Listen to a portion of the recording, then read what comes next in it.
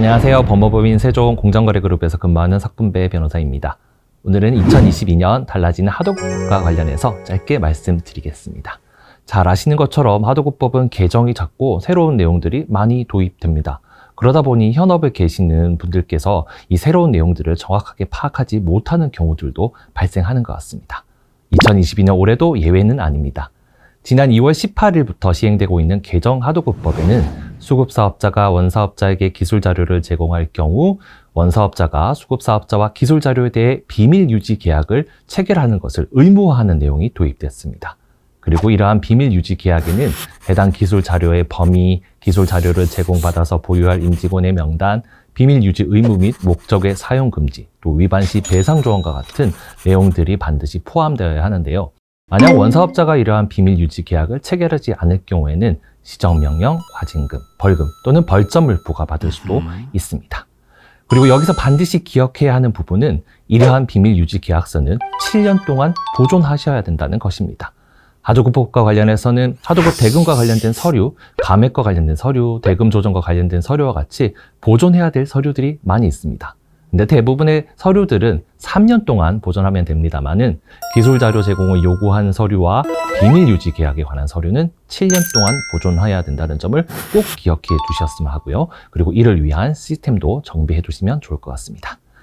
그리고 근본 비밀유지 계약 의무화와 관련해서 공정거래위원회에서는 지난 2월 15일 표준 비밀유지 계약서를 제정해서 배포했는데요. 그러한 내용도 참고해 주시면 좋을 것 같습니다. 그리고 근본 하도급법 개정을 통해서 법원의 자료 제출 명령 제도라는 것이 또 도입되었습니다. 하도급법 위반과 관련된 손해배상 소송에서 법원은 손해의 증명 또는 손해액의 산정에 반드시 필요한 경우에는 설령 영업비밀에 해당되더라도 자료 제출을 명령할 수 있도록 하였습니다. 여기서 중요한 부분은 정당한 사유 없이 제출을 거부하는 경우라도 일정한 요건에 해당될 경우 그 자료를 근거로 증명하고자 하는 사실에 관한 주장을 진실한 것으로 인정하도록 하였다는 점입니다. 그런데 이런 제도는 하도급법에만 특유한 것은 아니었고 이미 지난 2021년 12월 30일부터 시행되고 있는 전면 개정 공정거래법에도 같은 내용이 포함되어 있습니다. 이처럼 새로운 제도가 도입된 만큼 앞으로 이를 둘러싼 다양한 문제가 제기될 것으로 보이고 그리고 또 달리 생각해보면 이러한 새로운 제도를 잘 활용하는 것도 앞으로 중요할 것으로 예상됩니다. 한편 공정위는 지난 1월 2022년 주요 업무 추진 계획을 발표하면서 대중소기업 간 포용적 거래 환경 조정을 주요 핵심 과제로 선정하였습니다.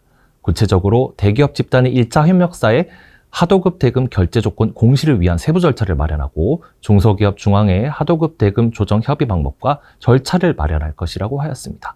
그리고 자동차 분야 하도급 거래 실태를 점검하고 화학 등 전속 거래 비중이 높은 업종에 대한 감시를 강화할 것이라고도 하였습니다. 이처럼 2022년 하도급법과 관련해서 많은 변화가 있을 것으로 예상됩니다.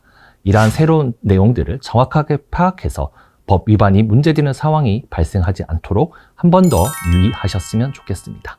그리고 보다 자세한 내용은 저희 아래 링크에 있는 뉴스레터를 참고해 주시면 좋을 것 같습니다. 그리고 법무법인 세종 유튜브 채널에 대한 좋아요와 구독 버튼도 잊지 않으셨으면 합니다. 감사합니다.